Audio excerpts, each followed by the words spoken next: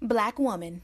Beautiful, powerful, resilient female of African descent with skin kissed by the sun. Conversation.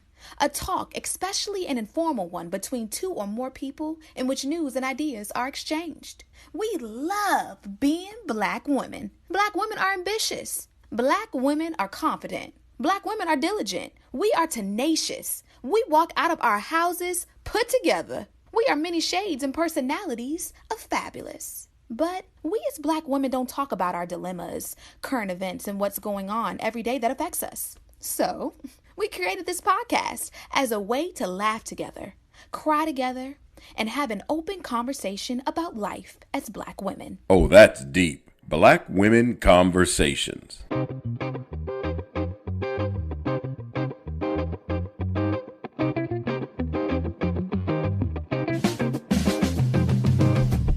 Hey, Nicole. Hey, Jânine.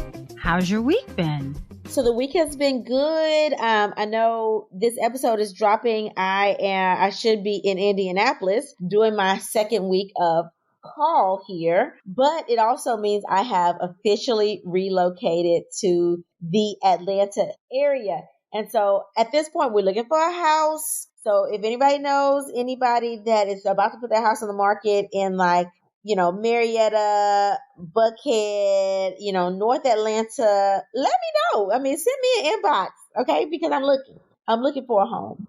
Do you have a realtor? I do have a realtor. We're using a realtor named Edith, who was very, very nice. And she was sent to me by a colleague of mine. Actually, the guy that James connected with to sell our house in Indianapolis, he has an aunt, or maybe it's his wife's aunt. I don't know which one, but they connected me with her.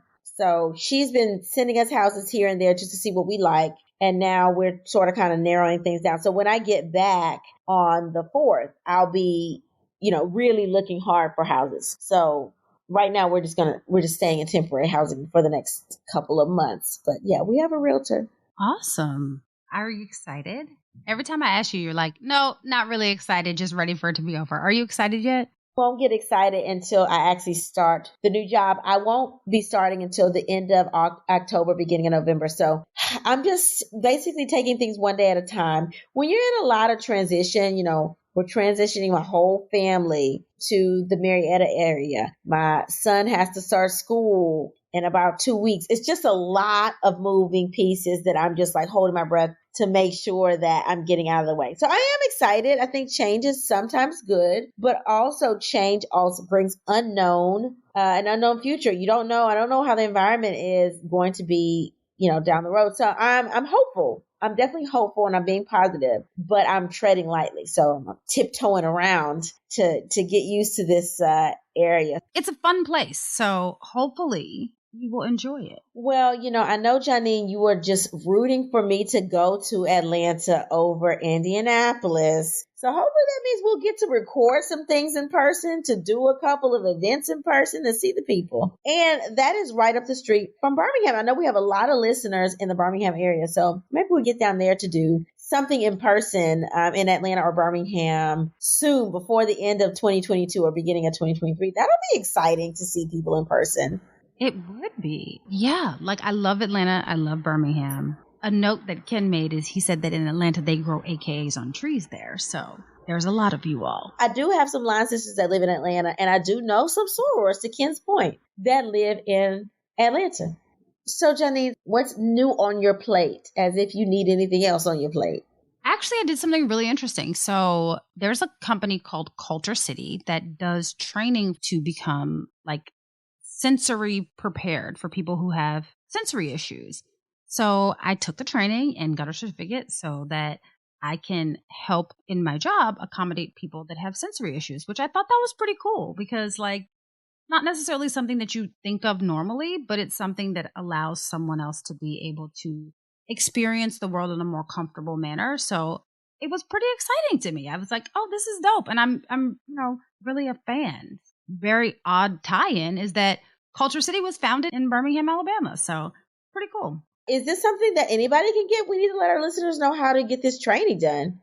Yeah, it's Culture City. So if you just go on to Culture City, You can contact them. They have YouTube information. But yeah, you just go, it's Culture City with a K, and you can just go and get trained. Even if you may never experience it, I think it's very good knowledge to have. Oh, right. So have you been watching anything decent? Because I have something that I want you to watch. So I started watching All American again, Homecoming. When I tell you, so All American has 3 seasons out now, plus All American Homecoming. And I binge watched season 1, prayed for season 2 to come out early. I think Baby Jesus heard my cry and put season 2 out early. And now there's Homecoming, but there is season 3 out. So I'm watching Homecoming first, that series, and then, we'll go back to season 3. And All American is super dope. I love the show. The acting is amazing. And now obviously they're in the college years. So, yeah, that's what I'm watching. I still have not watched Bridgerton. Still haven't watched the season 2. I need to catch up on that. What are you watching? We're not going to skate past that. It's going to be season 3 of our podcast before you watch season 2 of Bridgerton. How on God's green earth have you not watched Bridgerton yet? I'm not going to talk about it. Just make sure that you watch it before we come back for season 3. Okay, so I really want you to watch it. This is on Netflix. It's called Web of Make-Believe. Now, let me tell you something. Scamming is the new hustle, right? And I'm not condoning it by any stretch of the imagination. But this show, Nicole, will have you really second guessing yourself. Let me tell you, two guys, they had some scams going where they were bringing in millions of dollars just by sitting at home with their computer and their cell phones. And the craziest part is one of them, spoiler alert, so one of these guys, he defended himself in court, Nicole, and won against the United States government. You have to watch it. Like, the scamming is to a whole new level. And I kind of feel like, I love the Lord, so I'm not going to scam, but they made millions of dollars. The one guy, he said, what did he say? He said, I was making about $160,000 a week. That can pay off some student loans right there. Jânine. No, we're not going to start scamming. We're not. So a couple things that y'all heard me say on this podcast. One, I'm like, how can we get an OnlyFans page, right? I've said that before because the people making money. 2, how can we start scamming to make $160,000 a day? But we ain't going to do neither one of those. All this is talk. I'm just playing. You will not see Nicole Plenty on a pole behind a screen on OnlyFans. I'm not going to do it. And you won't see me scamming people out of money. But dang. Can we get some money? Can we get a little tab of money? Just saying. We're not saying there's anything wrong with being on the pole.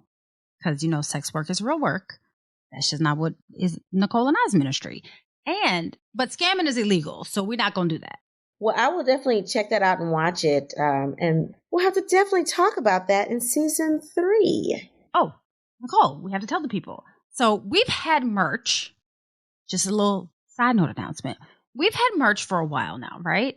And we never really promoted the merch, but we have some really cool things like tank tops and mugs and water bottles and even face masks if you still are like us and you still believe that COVID really does exist.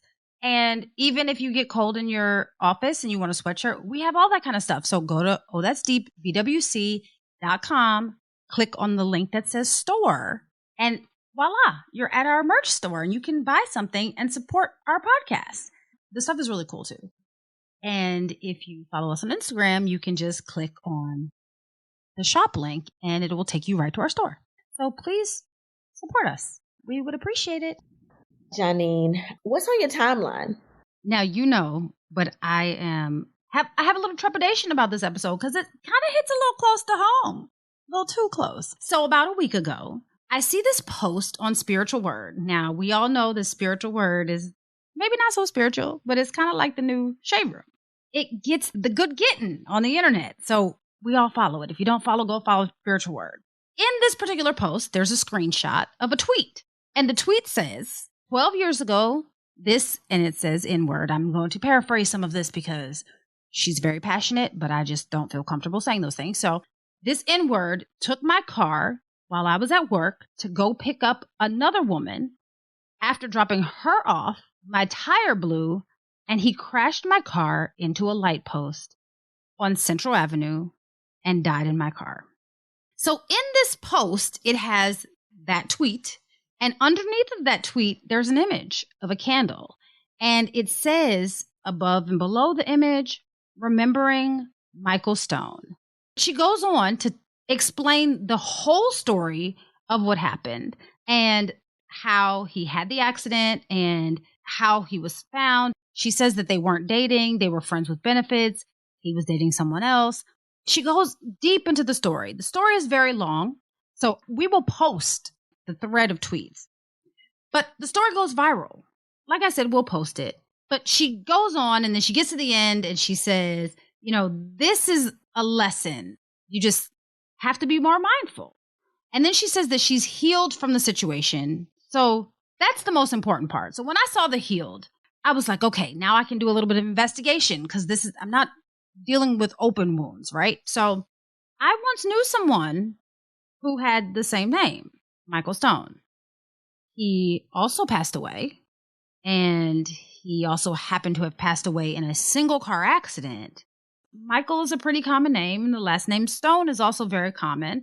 And car accidents, even single car accidents, are also pretty common. But there were just too many coincidences for me to kind of just let this go.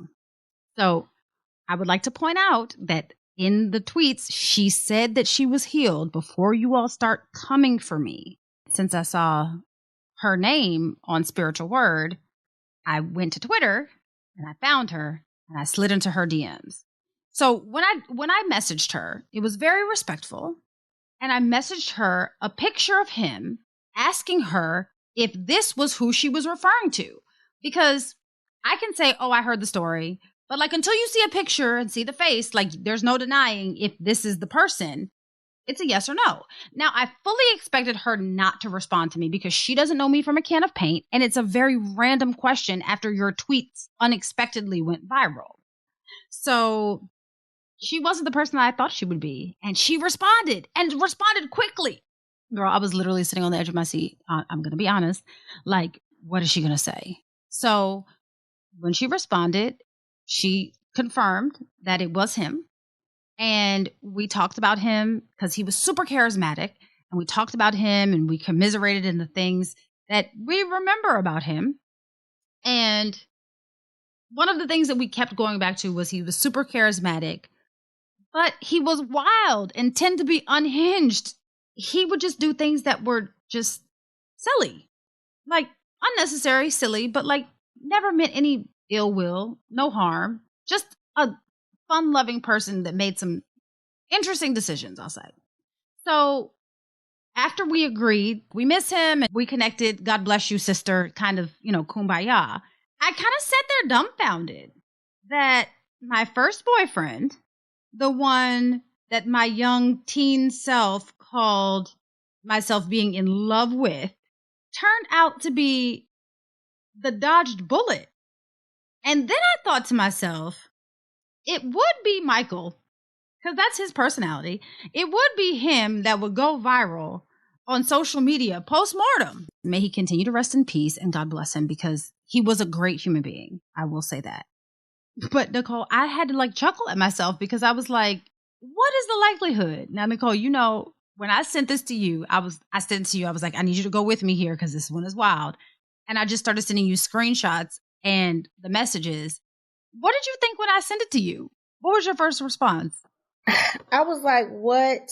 How did you get connected to somebody that had the same ex that you had? And then I sat there thinking, man, he was out there wild.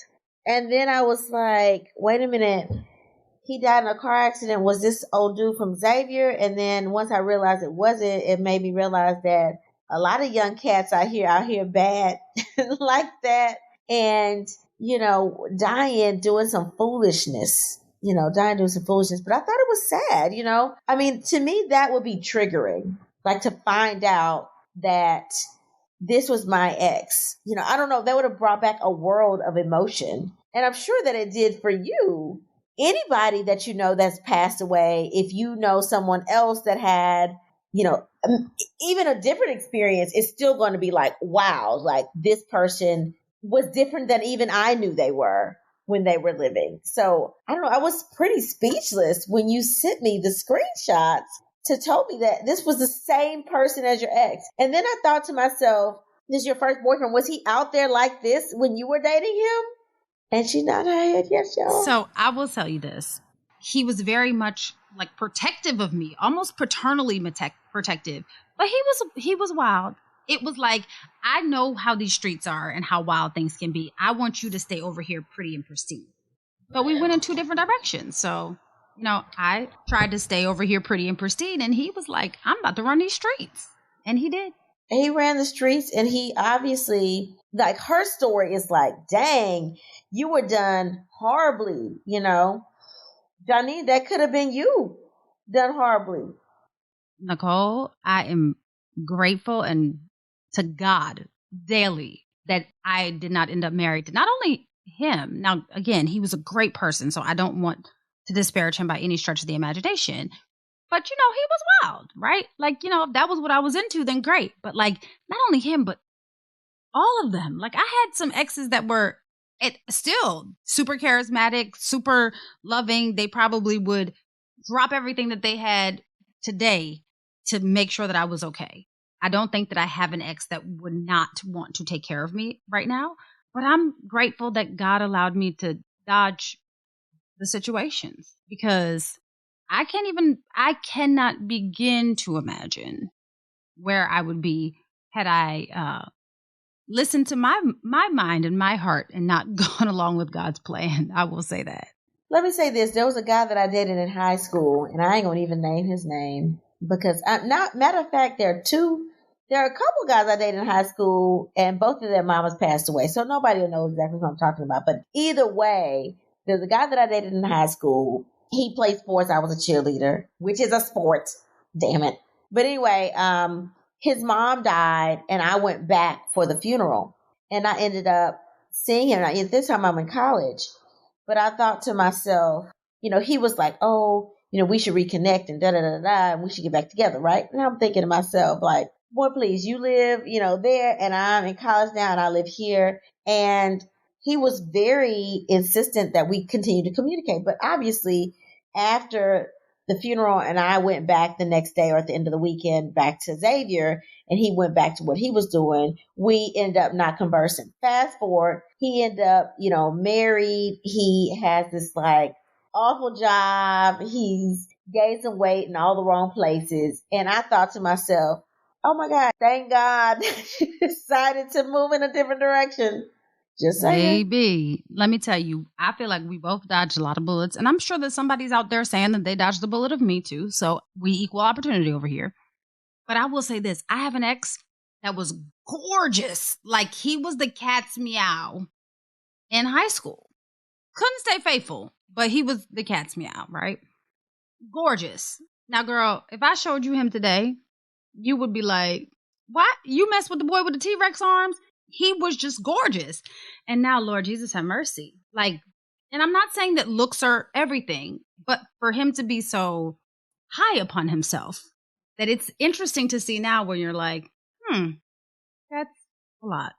Well, Jânine, I'm glad that you chose your knight in shining armor and you are in a good place. But man, that's a crazy story. I'm glad that you're not the girl that's telling this story. Because she went through some things and obviously it's been dang on near a decade and she's still feeling, she says she's over it, but you posting about it. So you really not. So, yeah, girl, you dodged one. And I'm grateful. All right, Jânine. So you ready to help our listeners? Let's do it. All right, so the first letter reads, Nicole and Jânine, let me tell y'all how good God is. My ex did me so dirty back in the day, and I kept going back to him. Don't get me wrong. He was nice to me, and at the time, he would take me out and spend his coins on me. But I found out he was a liar and a cheater. I caught him in a lie and found naked pictures of a woman in his phone, one of which had a tattoo near her nipple.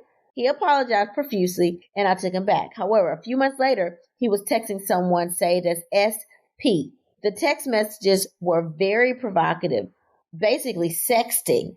For the life of me, I could not figure out who this person was or what SP stood for. But it didn't make a difference. He was cheating again, so I broke up with him. I moved on, started hanging out with my girls and doing more to get refocused at work. One day I was at brunch with two of my besties when my ex's name came up as a text message on my friend Sheila's phone. We both looked at each other and I asked, why the hell was he texting her? And demanded to see the messages. This chick was telling my ex how she loved him, sending him pics of her breasts and private parts. Then I thought, those look like the same breasts with that nipple tattoo. I was pissed. It took everything in me not to punch her in the throat. But I just walked away and I left them, both my besties, bestie and former bestie, at the table. Fast forward, been a couple years, Sheila, the former bestie, and some other chick are pregnant for my ex at the same time. And the god-awful thing is that all three of them have tested positive for HIV. The other woman is in jail for assaulting him after she found out her status. Of course, that made me get an HIV test, although it's been years since I've been with him and I'm negative. When I think about the situation, I can't help but thank God for shielding me from that mess. Of course, now I have trust issues. What dating advice can you ladies give me to avoid attracting dogs like this? Thanks, Manisha. Okay. So, Manisha, you need to thank God every moment that you walk this earth and breathe. You know how they say, you're supposed to constantly pray? Well, you need to be in constant communication with God because he literally spared your life. We're grateful to God for you, dear. But can we go back? This Negro sounds super messy. Like, it's just mess everywhere.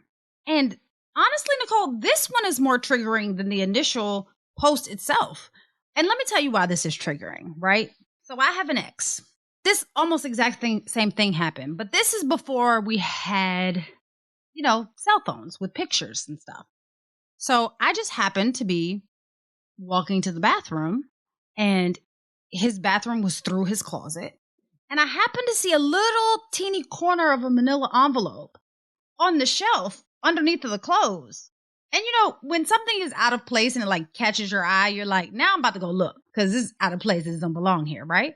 And as I opened up this manila envelope, there were TNA pictures, right? Now, y'all, you know what I'm talking about. And so I asked a lot of questions about these TNA pictures because whoever it was, which she will remain nameless, was smart and truncated her head, right? So we don't know who she is, but much like our listener, I did some investigation. So I figured out who it was. And then I presented all the information and said, now y'all can go be together because clearly this is what you want and it's not me, right? So I understand how you feel. But I would hope that you're in a space where you found closure and you're done with this. And now specifically with the news that you just broke to us, that you are perfectly fine with whatever situation your former best friend and your ex have. But it's just something extra tricky about when the ex wants to be with one of your friends, Nicole. And I know that you and I have both been in this situation where our exes decided that they wanted to explore relationships with our friends. That's a moment of silence for those friendships. All I'm saying. So, girl, let the friendship go. Let the dude go. And the question that you asked us was, how do you not attract this kind of man, right? So, girl, the first thing that I'm going to tell you is your man will come to you when that good Lord that spared your life is good and ready for him to come to you. Don't be out here looking for him. It's very likely that he's going to sneak up on you and he's not going to look like what you thought or come in the manner on the chariot that you thought he was going to come on. But it's going to be the right one for you. Why don't you do some work on yourself, figure out what it is that you would like to have in a relationship and what it is that you bring to a relationship. And when you do that work on yourself, I would venture to say, once you're prepared and you've prepared yourself, they'll come. just like you need them to come. I'll say this. It's going to be real hard for her to trust again, right? Because your friend broke your trust and your ex-boyfriend broke your trust. So at the end of the day, you're like, I can't trust them chicks over there, so I'm not really close to any girlfriends, and I can't trust my man over here. But you knew in your gut that he wasn't for you, right? You knew in your gut that he was a cheater. You should have left him when he showed you the signs before, okay? So I would say trust your gut, and I would say definitely you do have to tread lightly, because you don't know what somebody has. You don't know what they're doing. And you don't want to be the person that is sneaking through people's cell phones to see what you can find to see the cheating, right? Because if you go looking for something, you will find something that looks a little suspect when you may not understand the context of what you're looking at. So I would say be friends. Like, I would go out, have fun. If you end up clicking with somebody, I would not move too quickly. I would be friendly with them. Go out on a couple of dates, see how you feel, see how much attention that person is giving you. If he's out of sight, out of mind, move on. If he's not showing you the attention that you want, and he seems like he's interested in other people, and he wants to dib and dab, and he wants to not focus directly on you, and that person's not for you. I am a firm believer that dating takes work, especially for the man. I was telling a friend of mine, she was like, oh, well, one of our girlfriends, likes to go out and travel, but the guy that she's dating never has any money, right? So she pays for everything. She's calling him, wondering why he hasn't called her. And they've been doing this for a number of months. My thing is, I am not paying for nothing before we get married. Dating me is an investment. If you don't call me all day long, don't expect for me to call you, because you need to show me that I am the queen that you deserve. Now, once we get married, then I can start reciprocating that type of attention. Then I will start spending my money on you and buying you nice things. But while we're dating, now play, it's on you. And so I would say, make the person that is trying to date you put in work and hold your ground in terms of the standard of man that you, or the standards that you want your man to uphold. People have this like, oh, my girlfriends, I don't have a lot of girlfriends. All right. I don't have a lot of close girlfriends. I got a handful of people that I will trust with my business. That's it. Because people you think may be your friend are actually envious of what you got, which is obviously what happened with Sheila. She saw your man and you said he was showering you with stuff. He spent his coins on you. She saw that and she wanted that. And she knew that he was out there like that. She knew that he was flirtatious, and she took advantage of that because she wanted a piece of what you had. And so you messed up because you trusted Sheila. You told her too much of your business. So my thing is, no new friends. If you haven't trusted that person for a really long time, then you don't let that person into your business. I would say you don't even let that person into your house. Okay. That's just me. I'm old school with it. Now, once you have developed a long-standing relationship, friendship with another female, then you sort of have to test the waters. You tell them one thing, see what happens, see what they do with that information. Then you tell them a little bit more, see what they do with that information, until they have proven that you can trust them. All right, Jânine, so what does your letter read?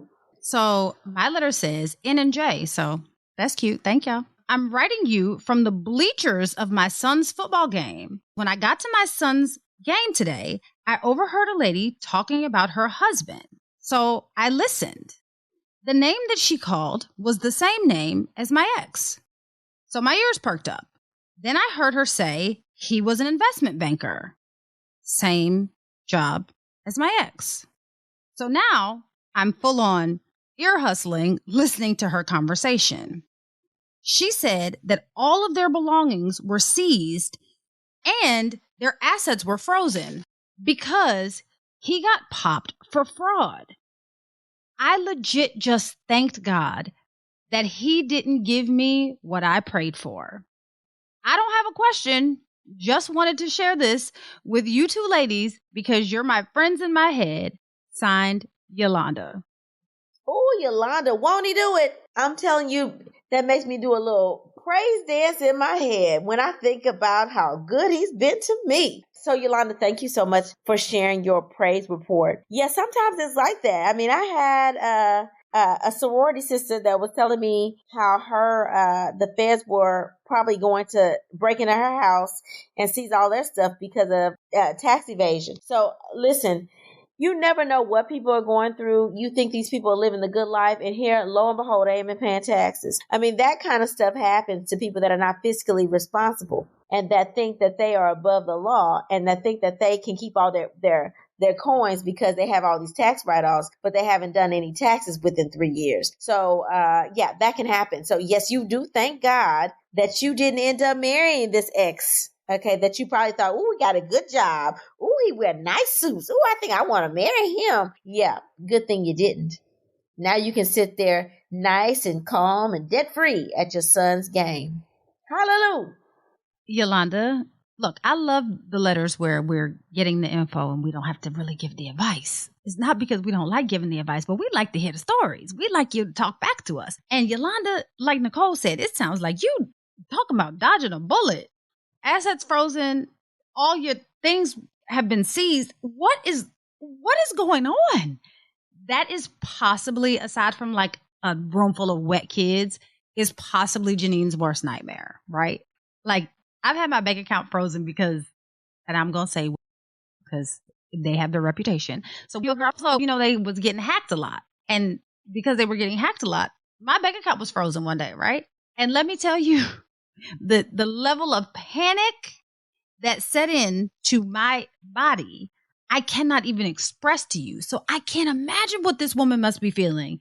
But this sounds like some real legit fraud because they took all of your belongings and they froze all of your assets.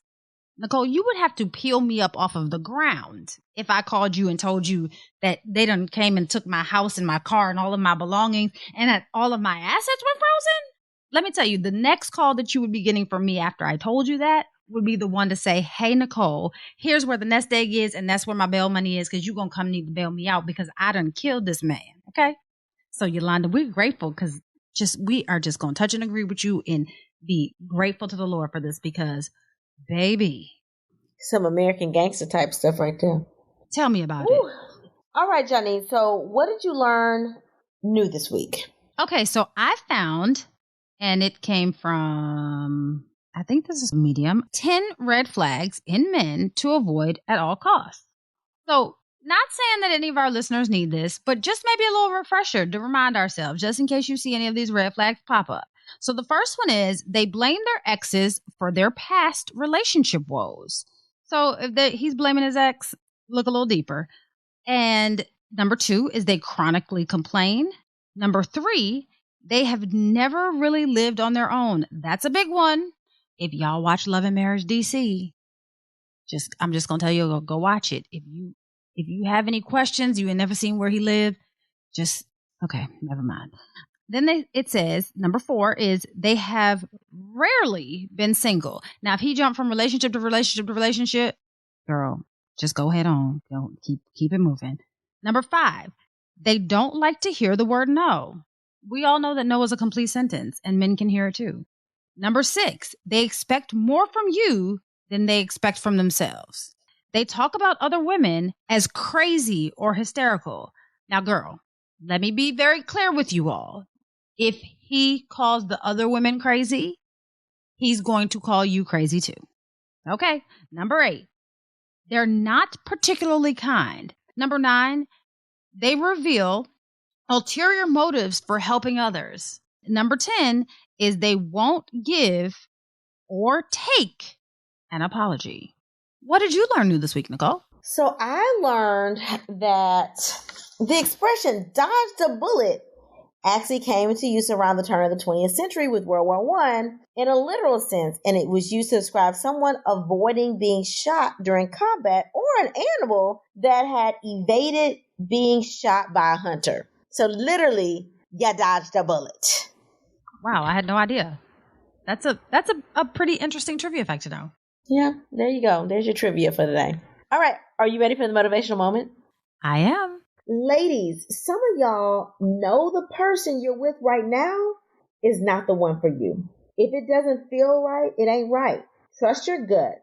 Once you feel uneasy about someone you're dating, move yourself out of the line of fire so you don't have to keep dodging bullets. You deserve more. You deserve to be happy. Until we meet again, Pray, work, slay. and show off your melanated excellence. Bye! Oh, That's Deep, Black Women Conversations is produced by Nicole Lee Plenty and Janine Brunson Johnson. Executive producer, Ken Johnson.